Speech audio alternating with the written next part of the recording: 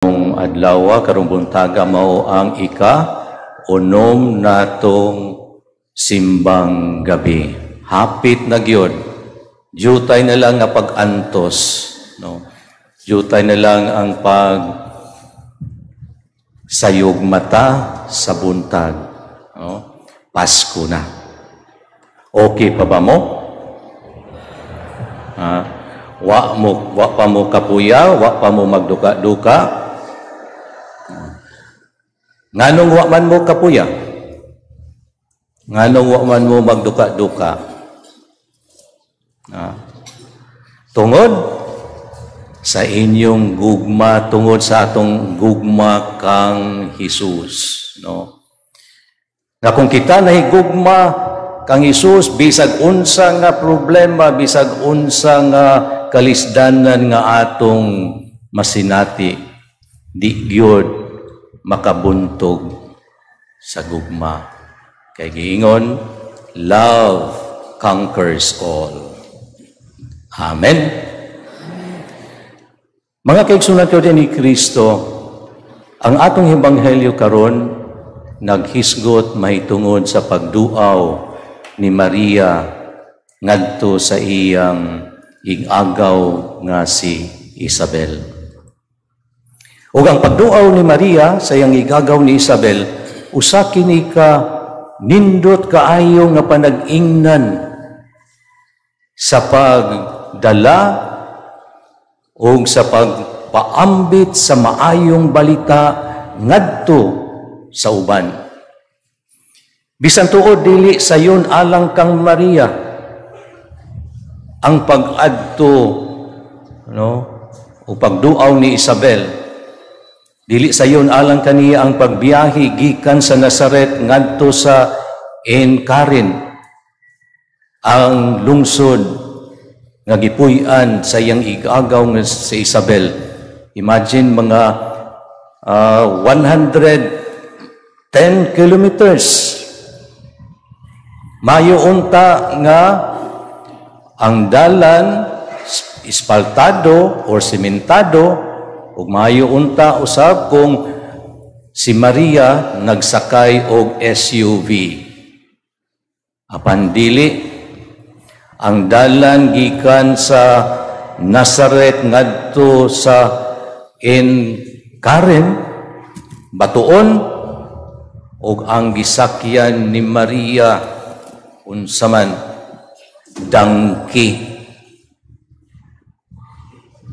Kung atong imaginon ang biyahe nga gihimo ni Maria, no? Lisod kaayo. Tingali moabot og pipila ka adlaw, una siya moabot, tingali usa ka semana. Apan wala kini panumbalingan ni Maria ang kalisdanan nga iyang masinati sa iyang paglakaw. Tungod kay siya buot mo paambit sa maayong balita sa kaluwasan nga iyang nadawat gikan sa Dios. Ug usab tungod kay siya buot moalagad sa iyang ig-agaw nga si Isabel kinsa mabdos sa iyang katigulangon. Mga kaigsunan ko diyan ni Kristo, sa atong pagmamalandong sa pagduaw ni Maria sa iyang igagaw ni Isabel, ato usab pamalandungan ang tawag sa Dios kanato, ang gasa sa tawag sa Dios kanato nga atong nadawat pinaagi sa bunyag.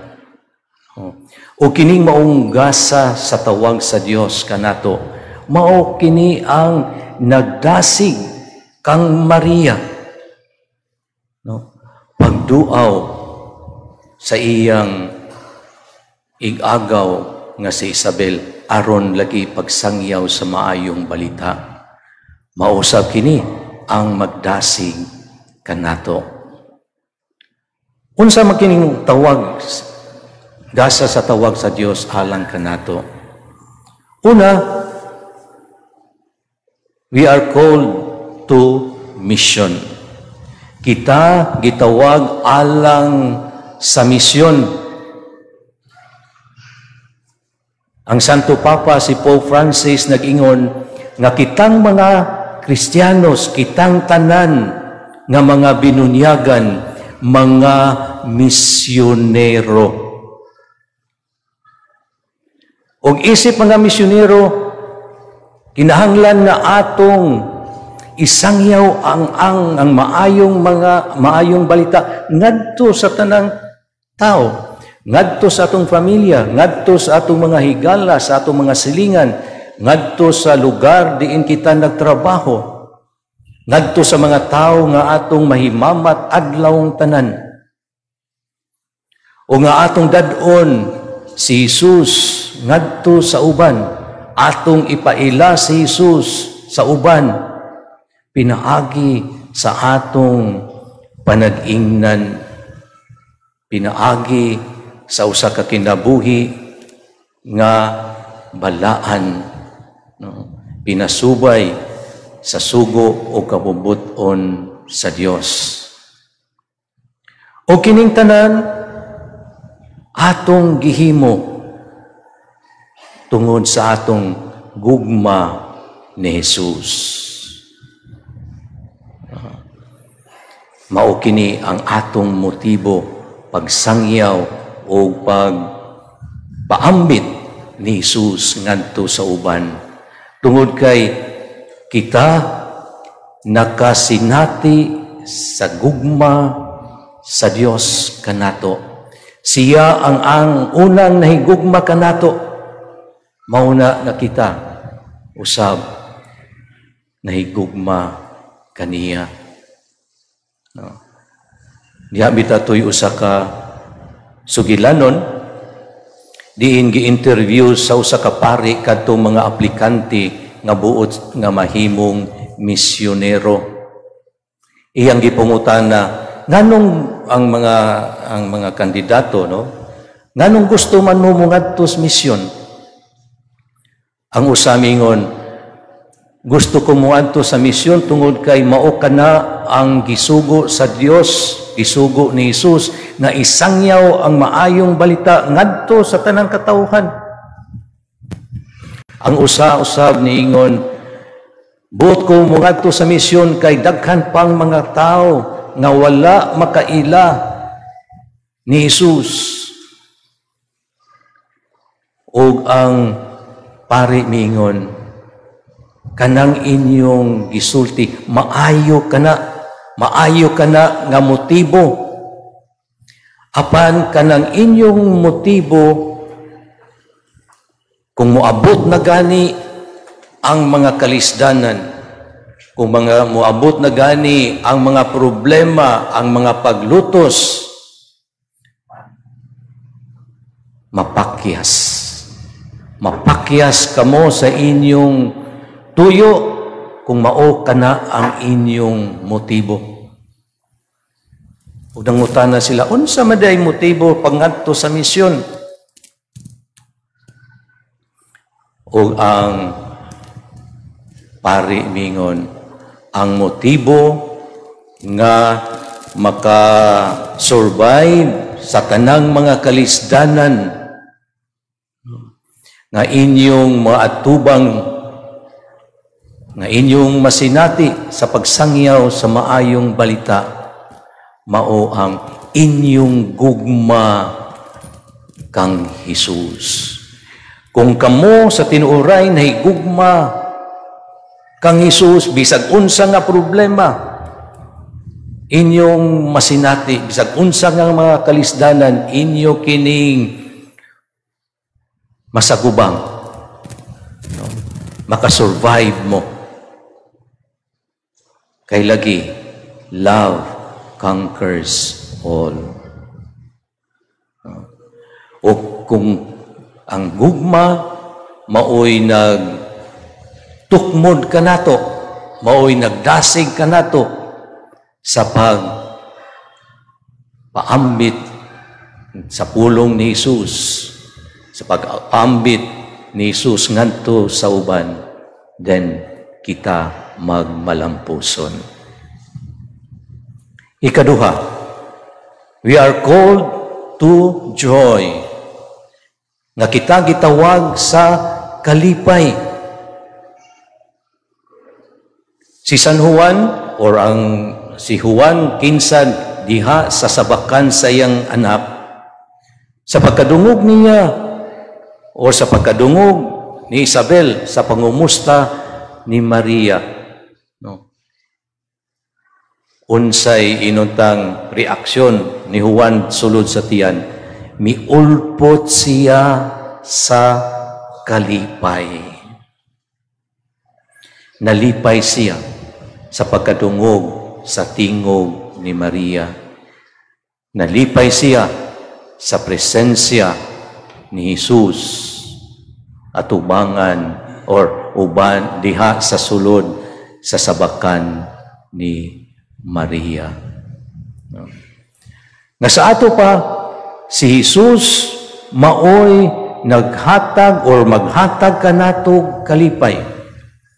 Ang mga tao nga makadungog sa pulong sa Dios, ang mga tao nga magbasa sa balaan nga kasulatan, ang mga tao nga makasinati sa presensya sa Dios diha sa Eucharistia, malipay. Tungod lagi kay si Jesus mao ang naghatag kanato kalipay. Mga kaigsunan ko din ni Kristo, unsaon man nato nga atong maangkon ang matuod nga kalipay diha sa atong kinabuhi. Kibaw ba mo sa sikreto unsaon nato nga makaangkon kita sa matuod nga kalipay sa atong kinabuhi? Wa mo kibaw? Tug-anan mo nako. Aron kita makaangkon sa matuod nga kalipay sa atong kinabuhi, kinahanglan maantigo kita nga mo spell sa word nga joy. Diba ang joy, kalipay? No? Kinsa may mantigo mo spell sa word nga joy? Wala. Unsa may spelling sa joy? J-O-Y. Very good. No? Una, J, sunod O, then sunod nga Y.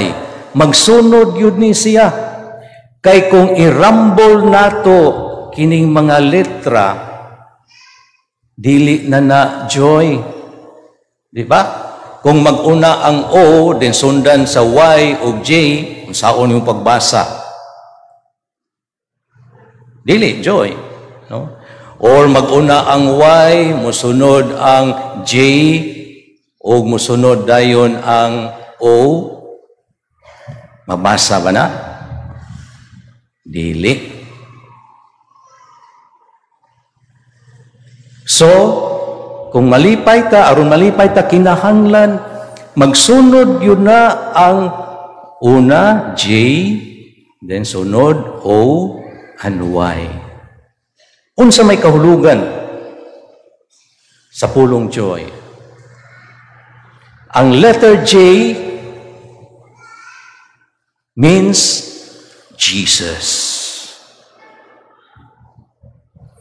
Ang una na letra J mao si Jesus. Ang ikaduha nga letra O means others, ang uban. O ang ikatulo, ang Y, which means you. No. Nga sa ato pa, ang una, si Jesus, ang ikaduha, ang uban, ang ikatulo, ako. No. So kinahanglan, sunod ni una si Jesus, others, and you. No? Nga sa ato pa, maangkon lamang nato ang matuod nga kalipay kung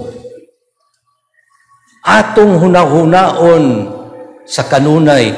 Una si Jesus, ikaduha ang uban, o ikatulura ang atong kaugalingon. Kung kana atong buhaton adlaw-adlaw, atong maangkon o atong masinati ang matuod nga kalipay. Kung atong irambol lagi, kung maguna-huna ta sa atong kaugalingon primero, o ikaduha na ang uban o si Jesus, tingali malipay ka, apan ka ng maong kalipay, dili mulungtad. Apan, kung atong hunahunaon kanunay, primero si Jesus, ikaduha ang uban, o ang ikatulo, ang atong kaugalingon, makasiguro ta na atong maangkon ang kalipay nga walay katapusan. Ang kalipay nga mulungtad. No? So kibaw na mo spell sa word nga joy. Okay? No? Kibaw na mo sa meaning sa word nga joy. So atong sundon, no? Mag-spelling ta every day. Inigmata nato sa buntag kung gusto tang malipay, atong spellingon ang word joy. J-O-Y. Jesus, others, and you. O sa katapusan mga kaigsunan, kita gitawag sa pagsalig sa Diyos. Si Maria sa tibuok niyang kinabuhi, no, misalig sa Diyos. Iyang gibutang ang tanan diha sa mga kamot sa Diyos. Bisan tuod siya, wala makasabot sa tanan nga gisulti sa anghel kaniya. Bisan pa man sa mga kalisdanan o mga kasakit nga iyang nasinati. Apan, iya kining na sagubang, iya kining na dawat. No? Bisan pa man nga siya nakasaksi sa kamatayon sa iyang bugtong anak. Apan, iya kining na sagubang, no? Tungod sa iyang pagsalig sa Diyos. Mga kaigsunan ko diyan ni Kristo, pipila na lang kaadlaw, ato nang saulugon ang Pasko sa pagkatao sa Ginoo. Atong hinumduman kanunay, no, ang atong tawag. No, ang tawag nga gihatag kanato sa Dios, nga atong nadawat sa bunyag. No? We are called to mission, we are called to joy, and we are called to trust.